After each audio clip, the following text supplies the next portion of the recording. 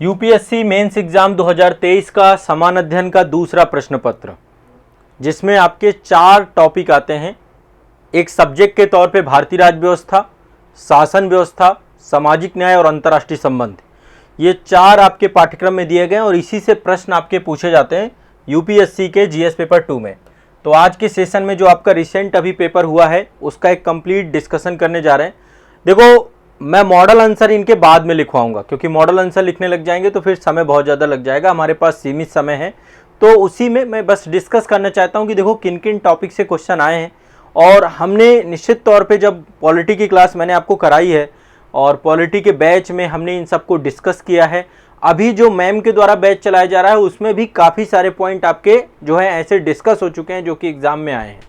तो जो हम पढ़ रहे हैं वो बिल्कुल सही दिशा में पढ़ रहे हैं। बस यहाँ पे एक चीज़ ध्यान रखना है कि जब भी हम पॉलिटी की बात करते हैं या जीएस पेपर 2 की बात करते हैं तो यहाँ पर स्टैटिक प्लस करंट ये दोनों का समन्वय होता है ना। स्टैटिक प्लस करंट जब तक आपका ये दोनों पक्ष, जैसे जीएस पेपर 1 में काफ़ी प्रश्न आपके स्टैटिक से ज़्यादा आते हैं, पर यहाँ पर स्टैटिक और करंट आपके पास अच्छे एग्जाम्पल होना चाहिए। करंट को लेकर के आपके अंदर एक अवेयरनेस होना चाहिए। और एक मज़े की बात बताऊँ, हम महिला अभी यूपीएससी को मुझे लगता है कि पहले ही पूर्व सूचना होती है, क्योंकि महिला विधेयक अभी आया है, लेकिन एक प्रश्न आपका आया है महिला आरक्षण से जुड़ा हुआ, आप देखेंगे तो वो लगभग मैच कर रहा है क्वेश्चन। तो यूपीएससी क्या करता है ना, बहुत शातिर तरीके से आप लोगों के लिए प्रश्न बनाता है। और ये प्रश्न ऐसा नहीं कि आप लोगों ने पढ़े नहीं होते। अब देखो, एग्जाम हॉल पे आंसर लिखना, यहाँ पे डिस्कस करना, दोनों डिफरेंट थिंग है। इसलिए मैं आप लोगों से चाहता हूँ कि जितने भी लोग एग्जाम देने नहीं गए हैं, प्रॉपर आप लोग मेरे आंसर राइटिंग सेशन से जुड़िएगा, क्योंकि उन सेशंस में मैं आपको ये क्वेश्चंस डिस्कस कराऊंगा, लिखने का तरीका बताऊंगा। हम आने वाले अभी जो हमारा आंसर राइटिंग का जब प्रोग्राम हम फिर से जो है, जब आप आंसर राइटिंग करेंगे इस वाले प्रोग्राम पे आज़ाद आईएएस अकेडमी में जो 9 बजे का कार्यक्रम है लिखना सीखे का, इस कार्यक्रम में आपको मैं पिछले 5 वर्ष के यूपीएससी के प्रश्न पत्रों को उठाऊंगा। और 5 वर्ष के यदि यूपीएससी के प्रश्न पत्र आपने कर लिए, 2018, 2019, 2020, 2021, 22 और 23, 6 वर्ष मान लीजिए, यहां से हम पूरे प्रश्नों को एक बार फिर से लिखने का प्रयास करेंगे, मॉडल आंसर उनके डिस्कस करेंगे। और यही स्थिति में यूपी पीसीएस, अन्य जो आपके स्टेट पीसीएस एग्जाम है उनमें भी करने वाला हूं। तो मेरी आप लोगों से बस यही जो है आप लोगों से अपेक्षा है कि आप सभी मेरा साथ दें और जितना मैं आपको निर्देश देता जाऊं उत्तर लेखन के प्रोग्राम पे, उतना आपको करना है। देखो, सबसे पहली शर्त होती है आंसर राइटिंग की कि क्या क्वेश्चन आप समझ पा रहे हैं कि नहीं समझ पा रहे हैं। जब तक देखो, उत्तर लिखने पे ध्यान मत दो, पहले प्रश्न को समझने पे ध्यान दो। यदि आप प्रश्न को समझ पाएंगे तो आप सही प्रश्न का उत्तर लिख पाएंगे और आपको नंबर अच्छा मिलेंगे। आप लोगों ने एक अभी जो है एस्पिरेंट की एक वेब सीरीज आई थी और उसमें मूल्यांकन करके वो संदीप भैया जो एक करेक्टर हैं, बाद में वो पीसीएस अधिकारी भी बनते हैं, वो मूल्यांकन करते हैं कॉपियों का। तो उस सीरीज में आप देखना, वो हमेशा एक ही बात कहते हैं कि पहले प्रश्न को समझो, है ना, उत्तर को बाद में देखना है। और वो बिल्कुल सही बात है, जब तक प्रश्न नहीं होगा ना तब तक आपको नंबर अच्छे नहीं मिलेंगे। और हमेशा उत्तर प्रश्न के अनुरूप लिखना है, ये नहीं कि आप लिख के चले आए और आपको नंबर मिल जाएंगे, ये काम यहाँ नहीं होता है। ये चीजें आप पहले ट्राई करते थे, लेकिन अब यहाँ पे आपको टू द पॉइंट आंसर देना है। इस दृष्टिकोण से, इस नजरिए से आपको आंसर राइटिंग को सीखना है ना। तो यहाँ पे मैं संदीप भैया के रोल में हूँ आप लोगों के लिए, जो मूल्यांकन मैं कितने सालों से आप लोगों के लिए कर रहा हूँ और कितनी सारे बच्चे जो है उसका बेनिफिट उठा करके कितने लोगों का आंसर राइटिंग आप लोगों का अच्छा हुआ है। तो मैं भी आपको यही सलाह देता हूँ कि प्रश्न को पहले पढ़ना समझना है। तो यूपीएससी का पेपर है, चलिए एक एक करके हम लोग देखते हैं, सभी प्रश्नों को यहाँ पे डिस्कस करेंगे। और मैं यहाँ पे ऑन द स्पॉट आपको एक बार टॉपिक की समझ आपकी विकसित करा दूंगा, बाकी बाद में आंसर राइटिंग हम करेंगे डिटेल में, ठीक है। चलिए देखिए, पहला क्वेश्चन है, ये यूपीएससी का जीएस पेपर 1 है। यहाँ पे एक चीज और बता देता हूँ कि क्या वेटेज रहा, किस टॉपिक से कितने मार्क्स का पूछा गया, एक बार इसको भी समझ लेते हैं हम लोग, ठीक है। देखिए, इसमें 4 सब्जेक्ट हैं आपके। नंबर 1 पहला है आपका भारतीय राज्य व्यवस्था, भारतीय राज्य व्यवस्था, इससे सबसे ज्यादा क्वेश्चन पूछते हैं राज्य व्यवस्था। और ये पेपर स्टैटिक भी पूछा जाता है, करंट से भी जोड़ के पूछा जाता है। पॉलिटी भी आपका बहुत डायनेमिक सब्जेक्ट है, तो टोटल इससे जितने प्रश्न आए लगभग 140 नंबर का पॉलिटी आया है आपका भारतीय राज्य व्यवस्था। इसके अतिरिक्त दूसरे नंबर पे जो आपका क्वेश्चन ज्यादा पूछे गए हैं वो है सामाजिक न्याय से। सोशल जस्टिस से बहुत सारे क्वेश्चन पूछे गए हैं। सामाजिक न्याय, है ना, सामाजिक न्याय और शासन व्यवस्था को एक साथ भी ले सकते हैं, लेकिन मैं यहाँ पे केवल अलग अलग करके दिखा रहा हूँ। सामाजिक न्याय से 50 नंबर के क्वेश्चन आए हैं। तीसरे नंबर पे आपका है अंतर्राष्ट्रीय संबंध। अंतरराष्ट्रीय संबंध से आपके 50 नंबर के क्वेश्चन आए हैं। इस बार जो है नाटो से क्वेश्चन पूछा है आपके, है ना, ये आपका एससीओ से क्वेश्चन पूछा है ना, संघाई सहयोग संगठन से। और चौथे नंबर पे आपका शासन व्यवस्था है, तो शासन व्यवस्था से 10 नंबर का एक क्वेश्चन आया। ई प्रशासन से क्वेश्चन पूछा गया है ना। भ्रष्टाचार से क्वेश्चन आया है ना। महिलाओं के मुद्दों से जुड़े हुए क्वेश्चन आए। तो ओवरऑल काफी सारे क्वेश्चन आए। मैं यहाँ पे आपको क्वेश्चन समझाना सिखाऊंगा, सिर्फ क्वेश्चन कैसे समझते हैं और फिर उसके अनुरूप आप लिखते हैं। आप लोग चाहें तो इसका उत्तर लेखन कर सकते हैं अपने स्तर पे, बाकी मैं आपको प्रॉपर आंसर राइटिंग कराऊंगा इस सारे टॉपिक के, ठीक है ना। हाँ, पॉइंट टू पॉइंट ही लिखना है हमें ज्यादा चीजों के चक्कर में नहीं जाना है। दीपा कश्यप जी, बेटा डरने की जरूरत नहीं है, बस करने की जरूरत है। यदि आप लिखना शुरू कर देंगे, धीरे धीरे लिखने लग जाएंगे। डरोगे तो डरते रहोगे। आप डरो मत कि आप क्या तैयारी कर रहे हैं, आप काम करिए, सुबह से लेकर शाम तक मेहनत करिए। सुबह करंट अफेयर्स पढ़िए मेरे साथ, फिर आंसर राइटिंग करिए, शाम को प्रीलिम्स की क्लास करिए। पूरे दिन आपका जो बैच आपने ले रखा है, पेड बैच से आप जो पढ़ रहे हैं, सेल्फ स्टडी पढ़ रहे हैं, जो भी कर रहे हैं आप उसी हिसाब से करिए। और सेल्फ स्टडी के लिए भी मैं आप लोगों के लिए प्रोग्राम बना रहा हूं। जल्द ही सेल्फ स्टडी में भी आपकी मैं मदद करूंगा बहुत अच्छे से। एनसीईआरटी अभी शुरू करने जा रहा हूं सेल्फ स्टडी के अंतर्गत, ठीक है। सब लोग सेल्फ स्टडी से भी जुड़ेंगे। एक सेशन रखेंगे, 1 घंटा डेली का सेल्फ स्टडी के लिए आप लोग निकालेंगे। तो आप लोगों को मैं टारगेट देने वाला हूं साप्ताहिक स्तर पे एनसीईआरटी को लेकर। इस सेशन की जानकारी आज मैं आपको उपलब्ध कराऊंगा आजाद पब्लिकेशन के यूट्यूब चैनल पर, कि आपको सेल्फ स्टडी से मेरे साथ कैसे जुड़ना है।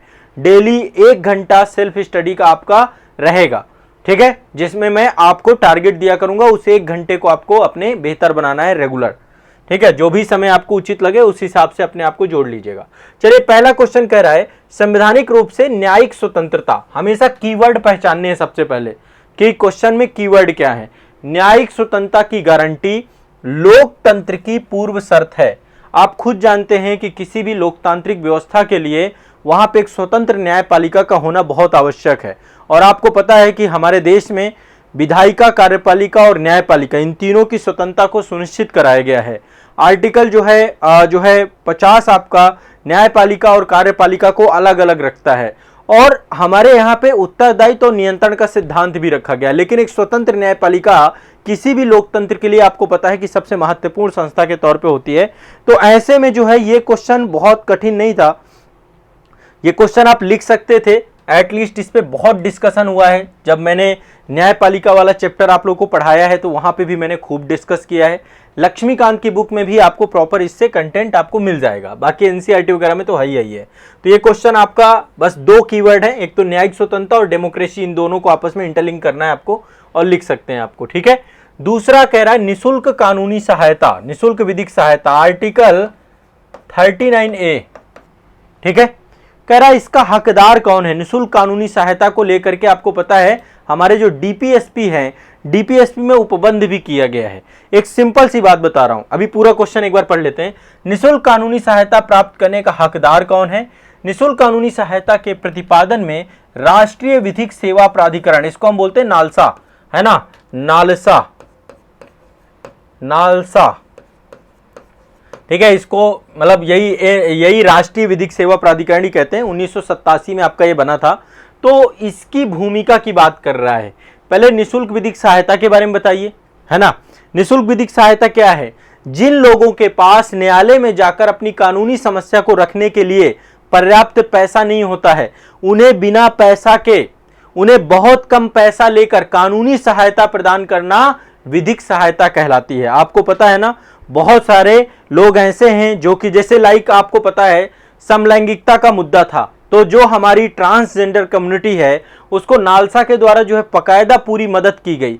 तो नालसा जो है मदद करता है उन सभी को। और ये बनाया कब गया, मैं अभी इनके सब के बारे में बताता हूं। तो विधिक सहायता क्या है। जिन लोगों के पास न्यायालय में जाकर अपनी कानूनी समस्याओं को लिए धन नहीं, उन्हें बिना पैसा लिए बहुत कम पैसे पर उनको लीगल एड देना विधिक सहायता कहलाता है। कानूनी सहायता देता है। और आपको पता है कि कोई भी व्यक्ति निर्धनता के कारण न्याय से वंचित ना रह जाए, ऐसा हमारे संविधान का पूरा गोल है। न्यायिक जो है एक तरीके से न्यायिक स्वतंत्रता की बात है, या कह सकते हैं कि न्यायिक अधिकारों की बात है। तो गरीबी आड़े नहीं आनी चाहिए। तो विधिक समानता यदि हमें प्राप्त करना है, ठीक है, सामाजिक न्याय के अंतर्गत न्याय की अवधारणा को प्राप्त करना है, तो सभी व्यक्तियों के लिए इस तरीके की व्यवस्था हो। देखिए 1952 में भारत सरकार के जो कानून मंत्री थे, उनके द्वारा विधि आयोगों की बहुत सारी बैठकें की गई और गरीबों के लिए कानूनी सहायता के प्रश्न पर विचार करना प्रारंभ किया गया। तो 1952 से जो है कि समाज का जो निम्न तबका है, गरीब तबका है, कैसे वो हाई कोर्ट, सुप्रीम कोर्ट या जो आपके न्यायालय हैं वहां पे जाकर के वो मदद की गुहार कर पाए, ठीक है। और इसके लिए 1960 में सरकार के द्वारा काफी दिशा निर्देश भी तैयार किए गए थे। 1976 में एक संविधान संशोधन होता है, 42वां संविधान संशोधन, और उसके अनुच्छेद 39 का में यह डिस्कस कर दिया जाता है निःशुल्क विधिक सहायता। राज्य का एक कर्तव्य है कि वो अपने नागरिकों को आर्थिक और अन्य अक्षमताओं के कारण न्याय के अवसरों से वंचित नहीं करेगा, ठीक है, निःशुल्क विधिक सहायता प्रदान करेगा। आर्टिकल 39A में लिखा हुआ है।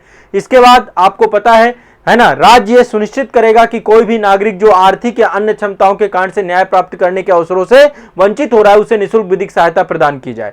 और इसके लिए एक बहुत बड़ा नाम आता है हमारे तत्कालीन जो हमारे सम्माननीय सुप्रीम कोर्ट के जो मुख्य न्यायाधीश है PN भगवती साहब का।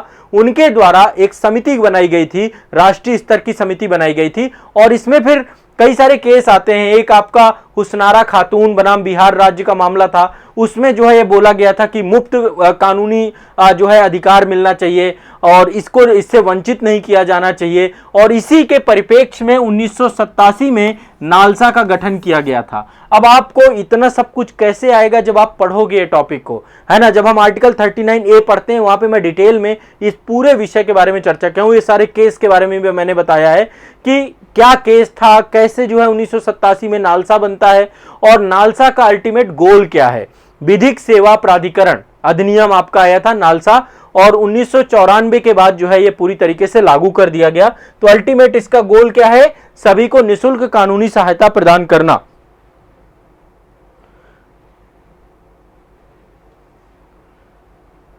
हाँ, मैं अभी देखो यही करूंगा, यहां पे आपको टेक्निकल टर्म्स जितने हैं ना उनको इंडिकेट करता जाऊंगा, और आप लोग आंसर राइटिंग करते हैं तो मैं यही आपको सिखाता भी हूं कि आपको टेक्निकल टर्म्स को इंडिकेट करके उसके आधार पे ही आपको आंसर राइटिंग करना है।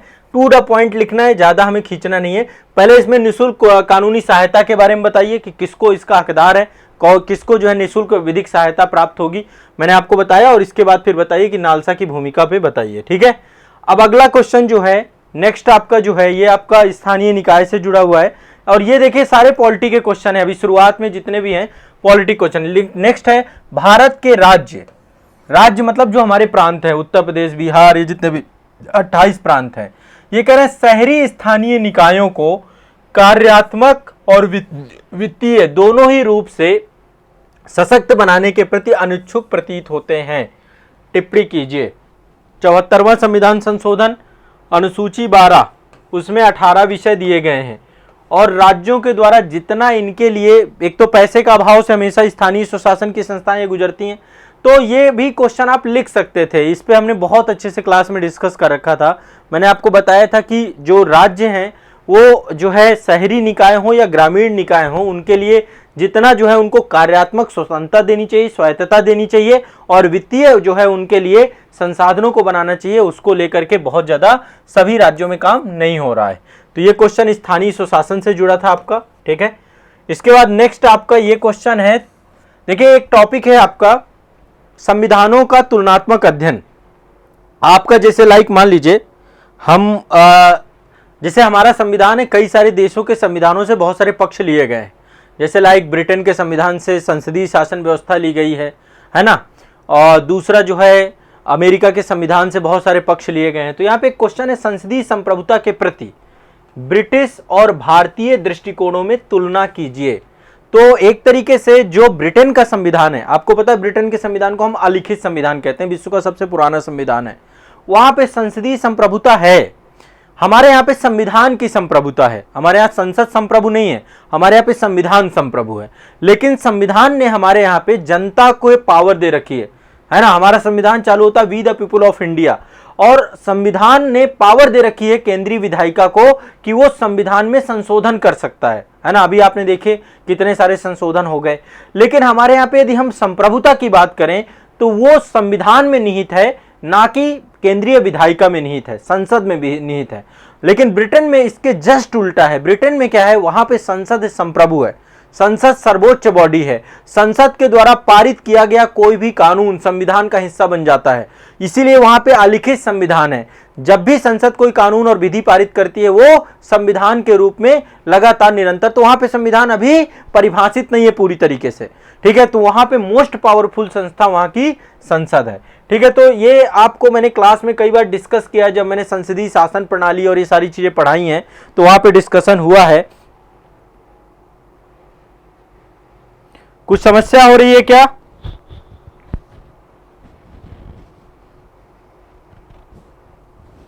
किसी को कोई दिक्कत है क्या? हाँ, यूपीएससी में इस बार मतलब टॉपिक क्लियर है, कोई समस्या आ रही क्या? आवाज तो सही है। हाँ सब कुछ ठीक है भाई। अजय सिंह जी क्या दिक्कत है भाई? एक तो आप लोगों के साथ होता है कि जैसे ही पढ़ाना चालू करो आप लोगों की अपनी समस्याएं पैदा हो जाती हैं, ठीक है। कोई ना कोई आपका कमेंट आ जाएगा और वो फिर डिस्टर्ब कर देता है। यदि प्रॉब्लम नहीं है तो फिर क्यों ऐसे कमेंट करते हो? ये सब चीज़ें ठीक नहीं है ना, है ना, कि आवाज़ या कोई और इशू। जब कोई प्रॉब्लम ही नहीं, आराम से पढ़िए, ठीक है। नहीं तो फिर मैं कमेंट की तरफ फिर ध्यान ही नहीं दूंगा। नेक्स्ट अगला है, विधायी कार्यों के संचालन में व्यवस्था एवं निष्पक्षता बनाए रखने और सर्वोत्तम लोकतांत्रिक परंपराओं को सुगम बनाने के लिए राज्य विधायिका में, आपको पता है जो प्रिसाइडिंग ऑफिसर्स हैं या प्रिसाइडिंग अधिकारी हैं, चाहे वो लोकसभा के अध्यक्ष हों, चाहे राज्यसभा के सभापति हों, या राज्य विधायिकाओं में भी विधानसभा के सदस्य जो विधानसभा के अध्यक्ष और विधान परिषद के अध्यक्ष होते हैं, तो यहाँ पे जो पीठासीन अधिकारी हैं उनकी भूमिका के बारे में आपको बताना है कि कैसे विधायी कार्यों के संचालन में उनकी, तो ये आपको मतलब उनकी क्या क्या कार्य होते हैं, कैसे वो सदन को संचालित करते हैं, क्या क्या उनकी पावर्स होती हैं, इन सब के बारे में आपको बताना है जो विधानसभा अध्यक्ष और विधान परिषद अध्यक्ष से जुड़े हुए हैं, ठीक है। और एक लिस्ट बनाई जाती है पीठासीन अधिकारियों की, जब अध्यक्ष और जो है अध्यक्ष नहीं होते तो उनकी जगह पे जो है वो बैठते हैं, वो भी पीठासीन अधिकारी हैं। तो ये क्वेश्चन भी आपका देखा जाए तो पढ़े हुए से ही आया हुआ है। ये भी पॉलिटी है और सिंपल से टॉपिक है, ये भी पॉलिटी है। अब आप लोग थोड़ा सा इनका प्रतीक्षा करिए, सबके मॉडल आंसर मैं प्रॉपर बताऊंगा। छठवां टॉपिक जो है आपका, देखिए ये आपका कई बार पूछा जाता है हमेशा, मानव संसाधन विकास, ठीक है। और इसको जोड़ दिया है, लिखा हुआ मानव संसाधन विकास पर पर्याप्त ध्यान नहीं दिया जाना भारत की विकास प्रक्रिया को एक कठोर पक्ष रहा है, ऐसे उपाय सुझाइए जिससे अपर्याप्तता को दूर किया जा सके।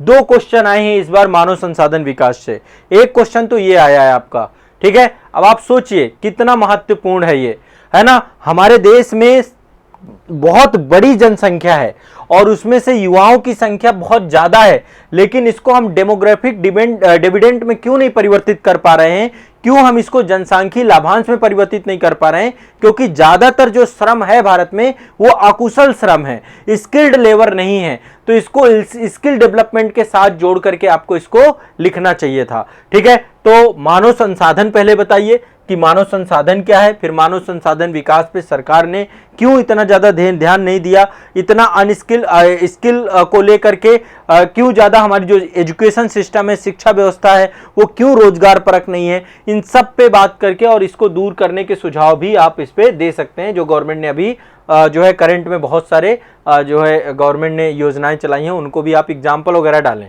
ठीक है। तो ये क्वेश्चन भी आप देखें तो मानव संसाधन विकास से है। अगला क्वेश्चन भी ये भ्रष्टाचार से जुड़ा हुआ है, ये क्वेश्चन भ्रष्टाचार से जुड़ा हुआ है और एक तरीके से ये आपका सामाजिक न्याय का, सोशल जस्टिस का टॉपिक है। और ये वाला टॉपिक भी आपका गवर्नेंस का जोड़ सकते हैं, गवर्नेंस या सोशल जस्टिस जो आपको लगे, है ना, गवर्नेंस का भी जोड़ सकते हैं, शासन व्यवस्था से भी जुड़ा हुआ है। इसमें लिखा हुआ है भारत में बहुराष्ट्रीय निगमों के द्वारा प्रभावशाली स्थिति के दुरुपयोग को रोकने में भारत में प्रतिस्पर्धा आयोग, ये आपको ध्यान में रखना है। कंपटीशन कमीशन ऑफ इंडिया, ये एक संस्था है आपकी, इसको लेकर मैंने आपको क्लास में बताया भी था। प्रतिस्पर्धा आयोग की भूमिका पर चर्चा कीजिए हाल ही के निर्णयों के संदर्भ में। ठीक है, तो ये क्वेश्चन भी आपको जो है इसमें पहले तो आपको प्रतिस्पर्धा आयोग पता होना चाहिए क्या है ना। जो संवैधानिक निकाय मैंने आपको पढ़ाए हैं उसमें एक प्रतिस्पर्धा आयोग गैर संवैधानिक निकायों में था। संवैधानिक निकाय नहीं है, ये गैर संवैधानिक निकाय है। संविधान में इसका वर्णन नहीं है, विधि के द्वारा इसको स्थापित किया गया है। ठीक है, तो इस और बाकी इसकी क्या शक्तियां हैं, क्या पावर्स हैं, किस तरीके से ये भारत में जो बहुराष्ट्रीय निगम होते हैं उनके जो भ्रष्टाचार है या उनके द्वारा उनकी पावर्स के दुरुपयोग को रोकने के लिए काम करता है। ठीक है, तो ये आप लोग एक बार देख लीजिएगा।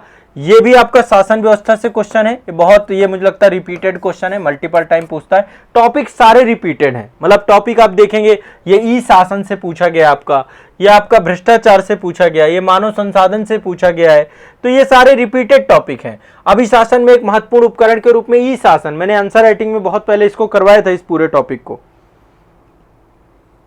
ठीक है, तो सरकारों ने प्रभावशाली पारदर्शिता और जवाबदेहिता का आगाज कर दिया। कौन सी अपर्याप्तताएं एवं विशेषताओं की अभिवृद्धि बाधा बनती है, तो ये आपका ई शासन से जुड़ा हुआ है। ठीक है, ई शासन में कैसे ये जो है आपकी इसके इफेक्ट्स और इसकी भूमिका, इसके प्रभाव, इन सबको डिस्कस करना है। नेक्स्ट आगे ये आपका है संघाई सहयोग संगठन से। संघाई सहयोग, आपको पता है संघाई सहयोग संगठन की स्थिति बहुत खराब है, IR से क्वेश्चन है आपका। ठीक है, संगठन तो आमतौर पे आप देखिए पॉलिटी से भी क्वेश्चन है, शासन व्यवस्था से भी है, सामाजिक न्याय से है, और ये आपका देखो मैंने कल आपको बताया था कि 2 पार्ट में होता है पेपर, एक 10 नंबर के क्वेश्चन आते हैं, एक 15 नंबर के क्वेश्चन आते हैं। 10 नंबर के क्वेश्चन 150 शब्दों में लिखना है, और जो आपके 15 नंबर के क्वेश्चन है वो आपको 250 शब्दों में लिखना है। तो IR में आपका SCO है, SCO में बोल रहा है कई सारी प्रॉब्लम्स हैं SCO में। आप देखिए भारत पाकिस्तान, ये भी आपका जो है इससे जुड़ा हुआ है। पाकिस्तान, ये दोनों आपस में परेशान हैं। भारत और चीन, इनके भी रिश्ते इस समय तल्ख चल रहे हैं। अभी देखिए आप चीन के जो है जब G20 हुआ तो चीन के राष्ट्राध्यक्ष भारत नहीं आए। इसके अलावा अन्य रूस है आपका, वो भी अपना परेशान चल रहा है। तो यहाँ पे लिखा है संघर्ष का विषाणु SCO के कामकाज को प्रभावित कर रहा है। इस उपरोक्त कथन में भारत किस तरीके की भूमिका निभा सकता है, इस पे चर्चा कीजिए। तो SCO में जो एक तरीके से विभिन्न देशों के बीच में, मध्य एशियाई देश हैं उनमें आपस में कॉन्फ्लिक्ट चल रहे हैं, तो उस संदर्भ में आपको इसको पूरा का पूरा लिखना था। तो ये भी मैं आंसर राइटिंग आपका इसका मॉडल आंसर करवाऊंगा। नेक्स्ट ये प्रवासी भारतीयों से पूछा गया है। आपको पता है इस समय प्रधानमंत्री जी कहीं भी जाते हैं इंडियन डायस्पोरा को जो है लगातार क्या करते हैं, वहां पर जाकर के उनको इंडियन डायस्पोरा को जाकर के प्रधानमंत्री जी संबोधित करते हैं। तो कह रहा भारतीय प्रवासियों ने पश्चिम में नई ऊंचाइयों को छुआ है। जैसे लाइक ब्रिटेन के अभी आपको ऋषि सुनक साहब आए थे, तो ब्रिटेन के आप देखिए राष्ट्राध्यक्ष कौन है, भारतीय मूल के व्यक्ति हैं। तो भारतीय प्रवासी बहुत बड़े बड़े पदों पे हैं। ठीक है, बहुत बड़े पदों पे हैं, चुनाव लड़ रहे हैं। अभी इस बार अमेरिका के चुनाव में भी जो है बार बार चर्चा हो रही। तो ओवरऑल क्या है, हर जगह पे इंडियंस हैं, चाहे वो किसी भी क्षेत्र में हो, चाहे वो किसी उद्योग के क्षेत्र में हो, राजनीति के क्षेत्र में हो, वहां पर विज्ञान के क्षेत्र में हो। तो वो आपको इंडियन डायस्पोरा से एक क्वेश्चन ये पूछा गया, भारतीय प्रवासियों से पूछा गया है, आर्थिक और राजनीतिक लाभों का क्या वर्णन हो सकता है। अब आपको पता है भारतीय प्रवासी दिवस मनाया जाता है, उसमें बुलाया जाता है, और किस तरीके से इनका रेमिटेंस जो है एक बड़ा स्रोत है ना, फॉरेक्स रिजर्व के स्रोत, रेमिटेंस के स्रोत, इस तौर पे आप देखिए। तो ये एक आपका इंपॉर्टेंट क्वेश्चन है, ये भी आपको मैं IR से जोड़ करके देख सकता हूं। IR से एक क्वेश्चन आपका माना जाएगा। ठीक है, लिखा जा सकता है, मतलब ये क्वेश्चन भी ऐसा नहीं है, मैं आंसर राइटिंग कराऊंगा इसकी। अगला क्वेश्चन है, ये अब देखिए 15 नंबर के क्वेश्चन है, तो निश्चित तौर पे क्वेश्चन थोड़ा सा लेंदी कर दिए गए हैं, बट इतना लेंदी नहीं है, सिंपल सा क्वेश्चन है। देखो ये आपने पढ़ा होगा, भारत का संविधान अत्यधिक गतिशीलता की क्षमताओं के साथ एक जीवंत यंत्र है, ये एक इंफॉर्मेशन दी गई है। आप ये तो सिंपल सा पढ़ते हैं, अभी पॉलिटी की क्लास में मैम ने भी आपको प्रॉपर डिस्कस किया था। यह प्रगतिशील समाज के लिए बनाया गया एक संविधान है। मैंने भी इसको बहुत अच्छे से आपको पढ़ाया है कि जीता जागता जीवन दस्तावेज है, और कैसे समय के साथ ही अपने आप को परिवर्तित करता रहता है। इतने सारे जो अमेंडमेंट हुए हैं इन सब के बारे में भी मैंने डिस्कस आप लोगों को किया था। देखो यूपीएससी मतलब लगभग एक पेज इधर जैसे क्वेश्चन कॉपी देगा ना, तो एक पेज आपका इधर खाली रहेगा, एक पेज इधर खाली रहेगा। 150 शब्दों में आप लिखिए, और जो है 250 शब्दों के लिए भी आपको थोड़ा सा अतिरिक्त जगह मिल जाती है। ठीक है, तो यूपीएससी आपके लिए पर्याप्त जगह की टेंशन नहीं है, बस आप लिख पाओ 4000 शब्द लिख पाओ, यही आपके लिए बहुत बड़ा चैलेंज है। 4000 शब्द आपको लिखने हैं, तो ये अपने आप में इतना आसान काम नहीं होता है वहां पे। ठीक है, तो ये तो आपका इंफॉर्मेशन है। यह प्रगतिशील समाज के लिए बनाया गया एक संविधान है, ये भी इंफॉर्मेशन। यहां तक तो एक पूरा कोट है ये आपका। ठीक है, ये एक कोट दिया गया है यहाँ पे। ठीक, अगला बोलता है जीने का अधिकार, प्राण एवं दैहिक स्वतंत्रता, है ना, आर्टिकल 21। व्यक्तिगत स्वतंत्रता का अधिकार, आर्टिकल 19 में हो रहे निरंतर विस्तार के संदर्भ पे उदाहरण सहित बताइए। तो आपको इसको स्पष्ट करना है, पॉलिटी से जुड़ा हुआ है। आर्टिकल 21 आपको पता है लगातार इसका जो है परिभाषित इसको सुप्रीम कोर्ट करता रहता है, और ये सबसे ज़्यादा जो है मतलब मुद्दा रहता है प्राण और दैहिक स्वतंत्रता और स्वतंत्रता का अधिकार। तो ये ध्यान रखिएगा, इंपॉर्टेंट क्वेश्चन है। नेक्स्ट अगला क्वेश्चन है आपका लैंगिक न्याय को लेकर के आया है। ठीक है, कहा गया है भारत प्रासंगिक संवैधानिक प्रावधान, ठीक है, और निर्णय विधियों की मदद से लैंगिक न्याय के संवैधानिक जो है आपका परिप्रेक्ष्य में व्याख्या करिए। आपको पता है आर्टिकल 15 सभी जानते हैं, लैंगिक विभेद को निषेध करता है। ठीक है, इसके लिए महिलाओं के लिए विशेष प्रावधान भी किए गए संविधान में, कई जगहों पर भेदभाव समाप्त करता है। और सुप्रीम कोर्ट के कई सारे केस आए हैं आपके, कई सारे वाद आए हैं, जिन वादों में जो है लैंगिक न्याय को स्पष्ट किया गया। अभी ट्रिपल तलाक का मुद्दा ही देख लीजिए आप, लैंगिक न्याय है आपका, है ना। इससे पहले साहिबानों का केस था, वो भी आपका लैंगिक न्याय से जुड़ा हुआ है। तो ऐसे करके बहुत सारे केस हैं। ये चीजें मैं क्लास में काफी बार डिस्कस कर चुका हूं। मैं एक बार आंसर राइटिंग जब कराऊंगा तो मॉडल आंसर में इसे स्पष्ट करूंगा। लिखने योग्य क्वेश्चन था, ये छोड़ नहीं सकते थे। इसके बाद देखो ये वाला टॉपिक मैं बहुत ज्यादा आपको डिस्कस करता हूं जब भी कभी आपका जो है आर्टिकल 356 आता है या 352 आता है, 360 आता है, बहुत सारी चीजें बताता हूं। तो इसमें बोला संघीय सरकारों द्वारा 1990 के दशक के मध्य से अनुच्छेद 356 के उपयोग की कम आवृत्ति के लिए जिम्मेदार विधिक और राजनीतिक कारकों का विवरण प्रस्तुत करिए। तो आर्टिकल 356 के प्रयोग को कम प्रयोग किया गया है, 1990 के मध्य के बाद से कम आवृत्ति हुई है, तो उसके लिए क्या विधिक और राजनीतिक कारक थे ये आपको बताना है। ठीक है, तो इसको लेकर के भी आप लोग जो है आराम से इसमें लिख सकते हैं। पॉलिटिकली मैं इसमें काफी सारी चीजें डिस्कस किया हूं, बाकी आंसर राइटिंग में और डिटेल से आपको बताऊंगा। ये मतलब राष्ट्रपति शासन की बात करता है। ये क्या है आपका, राज्यों में राष्ट्रपति शासन, राज्यों में राष्ट्रपति शासन की बात है। ठीक है, ऐसा नहीं है कि उसके बाद नहीं लगा, लेकिन जो स्थिति 90 के दशक से पहले की थी वो स्थिति नहीं रही यहाँ पे। ठीक है, नेक्स्ट आगे देखिए, ये वाला क्वेश्चन मुझे लगता है कि जैसे अभी जो है महिला आरक्षण विधेयक आया है, कुछ वैसा ही आयोग ने पूछ लिया। भारत में राज्य विधायिकाओं में महिलाओं के प्रभावी और सार्थक भागीदारी प्रतिनिधित्व के लिए नागरिक समाज समूहों के योगदान पर विचार करिए। तो राज्य विधायिकाओं में महिलाओं की प्रभावी और सार्थक भागीदारी और प्रतिनिधित्व के लिए इन्होंने जो है ये क्वेश्चन आपका पूछा है। तो ये क्वेश्चन भी आपका representation of in state legislation of India को लेकर के है, और इसमें भी आप आराम से लिख सकते थे सिविल सोसाइटी को ध्यान में रखते हुए। तो ये क्वेश्चन भी डिस्कस करेंगे जब हम आंसर राइटिंग फ्रेमवर्क करेंगे। इसके बाद अगला क्वेश्चन आपका जीएसटी से पूछ लिया है, ये जीएसटी है आपका। ठीक है, और जीएसटी को संघवाद से जोड़ करके पूछा है। देखो नीति आयोग हो, जीएसटी हो, है ना, आपको पता है ना, एक ही पूरा अप्रत्यक्ष करों को सबको इंटीग्रेट करके एसजीएसटी, सीजीएसटी और आईजीएसटी, ये 3 प्रकार के जीएसटी आपके हैं। और ये कैसे संघवाद को, जो जीएसटी काउंसिल बनी हुई है, किस तरीके से जीएसटी काउंसिल में जो है आपका सेंट्रल गवर्नमेंट के फाइनेंस मिनिस्टर होते हैं और स्टेट गवर्नमेंट के जो आपके फाइनेंस मिनिस्टर और मुख्यमंत्री और सारी चीजें, तो वो सबको लेकर के आपको बताना कि कैसे आपका कोऑपरेटिव फेडरलिज्म की तरफ, सहकारी संघवाद की तरफ और समावेशी भावना को दिखाने का प्रयास करता है। तो उस प्रोस्पेक्टिव में लिखना है। कई बार क्लास में मैं सहकारी संघवाद जब पढ़ाया हूं तो डिस्कस किया मैंने आपको। ठीक है, नेक्स्ट आपको लिखना है संसदीय समिति प्रणाली, संरचना को समझाइए। संसद के संस्थानीकरण में वित्तीय समितियां, है ना, एक तो आपकी वित्तीय समितियों में एक आपकी एस्टीमेट कमेटी है जिसको हम प्राक्कलन समिति कहते हैं, लोक लेखा समिति है और सार्वजनिक मामलों के उपक्रमों की समिति है, और भी अन्य कई समितियां हैं। तो ये आपको बताना है संसदीय समिति प्रणाली। समितियों पे मैंने प्रॉपर एक चैप्टर लिया है, इस पे एक वीडियो भी आजादी इस एकेडमी में भी पब्लिक होगा, आप संसदीय समितियां पढ़िएगा। तो मैंने संसदीय समितियां बहुत डिटेल में पढ़ाई है। ये सिंपल सा एक क्वेश्चन है, आप इसको एक बार देख लेंगे, और ये सारी संसदीय समितियां पढ़ाई हैं जितनी भी आपकी हो सकती हैं। क्लियर है, आगे बढ़ते हैं। नेक्स्ट वंचितों के विकास और कल्याण की योजनाएं अपनी प्रकृति के से ही दृष्टिकोण में भेदभाव करने वाली होती हैं। देखो ये बहुत सिंपल सा क्वेश्चन है। आपको पता है भारत सरकार के द्वारा वंचितों के लिए जो समाज का, देखो सरकार का उद्देश्य क्या है? सरकार का उद्देश्य है कि जो अंतिम कड़ी में खड़ा हुआ व्यक्ति है उस तक न्याय पहुंचाना, उस तक संसाधन पहुंचाना, उस तक जस्टिस पहुंचाना। इसके लिए सरकार क्या करती है? बहुत सारी कल्याणकारी योजनाएं लेकर के आती है।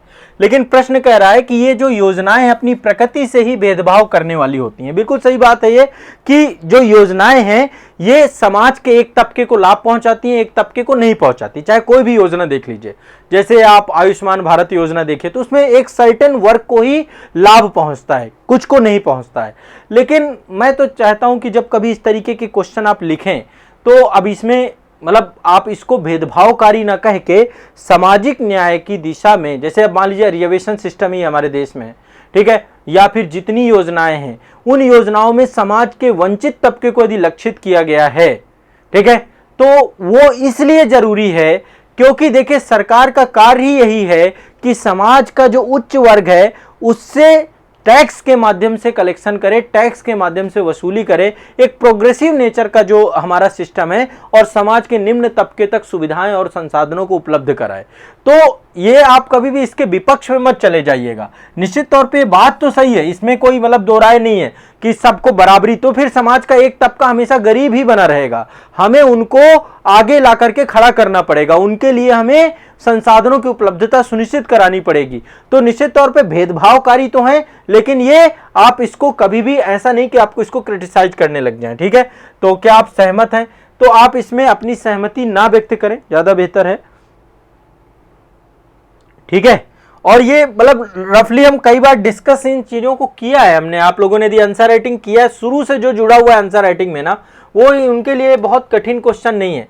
विभिन्न क्षेत्रों में मानव संसाधन, देखो फिर से एक क्वेश्चन आ गया मानव संसाधन से, ठीक है, फिर से मानव संसाधन से दूसरा क्वेश्चन है, विभिन्न क्षेत्रों में मानव संसाधन की आपूर्ति में वृद्धि करने के लिए कौशल विकास कार्यक्रम। देखो वो वाले क्वेश्चन का ये आंसर है एक तरीके से देखा जाए तो। विभिन्न क्षेत्रों में मानव संसाधनों की आपूर्ति में वृद्धि करने में कौशल विकास कार्यक्रमों की सफलता अर्जित की है। इस कथन के संदर्भ में शिक्षा, कौशल और रोजगार के मध्य संयोजन का विश्लेषण करें, ठीक है। हमारी जो अभी न्यू एजुकेशन पॉलिसी भी आई है आपकी, बाकी स्किल डेवलपमेंट को लेकर गवर्नमेंट के प्रोग्राम्स हैं और कैसे उससे रोजगार सृजन हो रहा है, इसको लेकर के आपको इसको लिखना है, ठीक है। तो ये अभी हम क्लास में डिस्कस करेंगे जब पढ़ेंगे। देखो ये तो आपका करंट से जुड़ा हुआ है, करंट कहें स्टैटिक कहें जो भी कहें, नाटो आज का थोड़ा ना है, नाटो तो शीत का कोल्ड वार के टाइम पे बना था। तो नाटो का विस्तार, अभी नाटो प्लस की अवधारणा भी आ गई है, नाटो प्लस की बात भी चल रही है। तो नाटो का विस्तार, सुदृढ़ीकरण, एक मजबूत अमेरिका यूरोप रणनीतिक साझेदारी भारत के लिए अच्छा काम करती है, ठीक है। तो इसके लिए आपको जो है इसको डिस्कस करना है, चर्चा करना है। इस कथन में आपकी क्या राय है? उत्तर के समर्थन में कारण और उदाहरण दीजिए, ठीक है। तो ये नाटो को लेकर के आपको देखना है कि यूएस यूरोप के बीच में जो एक रणनीतिक साझेदारी है, भारत का इसमें क्या प्रोस्पेक्टिव है। अगला ABIR से क्वेश्चन है, ये आपका पूछा अंतरराष्ट्रीय समुद्री संगठन से क्वेश्चन पूछा गया है आपका। समुद्र ब्रह्मांड का एक महत्वपूर्ण घटक है, ठीक है, और इस कथन के आलोक में पर्यावरण रक्षण, समुद्र संरक्षा और सुरक्षा को बढ़ाने में अंतरराष्ट्रीय समुद्री संगठन की भूमिका पे चर्चा करें। तो अंतरराष्ट्रीय समुद्री संगठन के बारे में आपको जानकारी होनी चाहिए, ये क्या काम करता है, क्या उद्देश्य है, ठीक है। तो अभी देखो आने वाले समय पे जितने भी क्वेश्चन हैं इन सभी क्वेश्चनों को मैं बहुत डिटेल में आपको करवाने वाला हूं। मेरे जो आने वाले टॉपिक यही क्वेश्चन रहेंगे, इन्हीं क्वेश्चन का आंसर फॉर्मेट हम क्लास में आप लोग भी लिखोगे और मैं आपको लिखवा के इसका मॉडल आंसर भी दूंगा, ठीक है।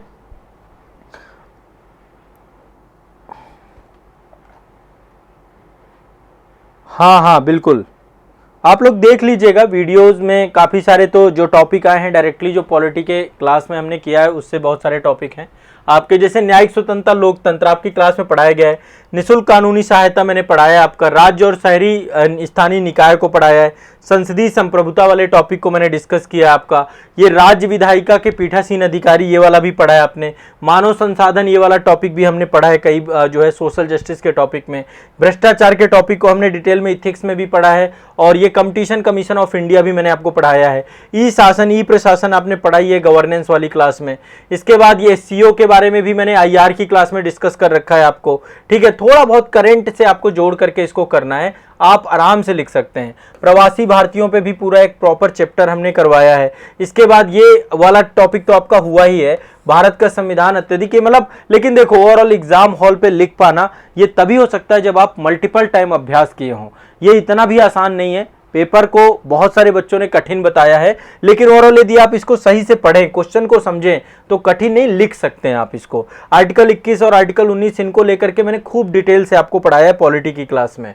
इसके बाद ये भी आपने लैंगिक न्याय वगैरह वाला टॉपिक भी मैंने प्रॉपर जो है इथिक्स में प्रॉपर एक क्लास ही चलाई है आपके लैंगिक न्याय को लेकर, उसमें संविधान का भी पुट पूरा पढ़ाया था और पॉलिटी की क्लास में भी डिस्कस हुआ है आपका, ठीक है। इसके बाद अनुच्छेद 356 ये खूब डिटेल से आप पढ़ते ही हैं। इसके बाद जो है महिलाओं की प्रभावी और सार्थक भागीदारी, ये भी आपका वुमेन एम्पावरमेंट और इन सब चीज़ों पे डिस्कशन हुआ है। जीएसटी पे खूब हमने चर्चा की है, इकोनॉमी में भी और पॉलिटी में भी, दोनों में डिस्कशन हुआ है। संसदीय समिति प्रणाली मैंने डिटेल से आपको पढ़ाया है, ठीक है। और इसके बाद जो है ये आपका ये वाला टॉपिक जो है ना, यहाँ पे आपकी एक राय है और इस तरीके के क्वेश्चन आपके दृष्टिकोण को बताते हैं, तो ये भी आप देखिएगा कैसे आप स्टैंड लेते हैं। और ये आपका स्किल डेवलपमेंट प्रोग्राम से जुड़ा है। नाटो मैंने आपको जब रसिया यूक्रेन युद्ध चालू हुआ था तब मैंने बहुत डिटेल से पढ़ाया था। और ये आईआर में भी आपको जो है अंतर्राष्ट्रीय समुद्री संगठन ये एक आपके संस्थान के तौर पे है। तो ये जितने भी आपके टॉपिक हैं ये सारे टॉपिक आपको पढ़ाए गए हैं, ऐसा नहीं है, लेकिन यह है कि यूपीएससी के दृष्टिकोण से थोड़ा बहुत करंट ऐड करके एग्जाम्पल के साथ लिखना एक सबसे बड़ी कला है, ठीक है। अब बस ये है कि अब आंसर राइटिंग आप लोग मेरे साथ हो जाओ, रेगुलर हो जाओ, मैं पूरा करवाऊंगा, कहीं दिक्कत नहीं आएगी, ठीक है। आप कोई भी एग्जाम दीजिए, आपका उत्तर लेखन गड़बड़ नहीं होना चाहिए, इस उद्देश्य के साथ आंसर राइटिंग के सेशन में रहेंगे, ठीक है। कल हम इकोनॉमी के क्वेश्चन देखेंगे, थोड़ा सा इकोनॉमी का पेपर काफी लेंदी था, कल मैंने देखा था। और इसके बाद इकोनॉमी के बाद जो है आपका इथिक्स का पेपर भी देखेंगे।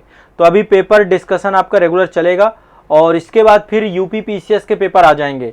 देखिए अभी जो आपके पेपर बचे हुए हैं, यूपीएससी के 2 पेपर बचे हुए हैं आपके, ठीक है। एक आपका ऑप्शनल का पेपर है और एक में आपका, रुक जाइए, इसी में होगा शायद, संभवतः एक बार देख लेते हैं। एक आपका अभी कंपलसरी पेपर है। इस बार मैं चाहता हूं कि आप लोग कंपलसरी पेपर भी देखिए, कंपलसरी पेपर की भी तैयारी करिए। एक हिंदी लैंग्वेज है आपका और दूसरा आपका जो है इसका इंग्लिश है, हिंदी और इंग्लिश 2 हैं आपके ये, ठीक है। तो इनको तैयार करना आपकी जिम्मेदारी है, लैंग्वेज पेपर को, और मैं आपको लैंग्वेज पेपर में हेल्प करवा दूंगा, ठीक है। एक बार पेपर देखना, 75 मार्क्स ही लाना है। और इंग्लिश में अभी से तैयारी करना चालू कर दो। इंग्लिश की क्लासेस भी हम आपको आपके बैच में उपलब्ध कराएंगे इस बार, ठीक है। बैच में क्लासेस आपको उपलब्ध कराई जाएंगी इंग्लिश की, तो एक बार उनको देख लेना आप प्रॉपर सभी, ठीक है। चलिए तो आज के लिए इतना ही रखेंगे। अपना जो है ध्यान रखिए, पढ़िए और आंसर राइटिंग की जो आने वाले समय की क्लासेस हैं वो सारी करेंगे। इसके बाद आपका यूपीपीएससी का एग्जाम आ जाएगा, तो यूपीपीएससी के पेपर को भी अच्छे से हम डिस्कस करने वाले हैं प्रॉपर।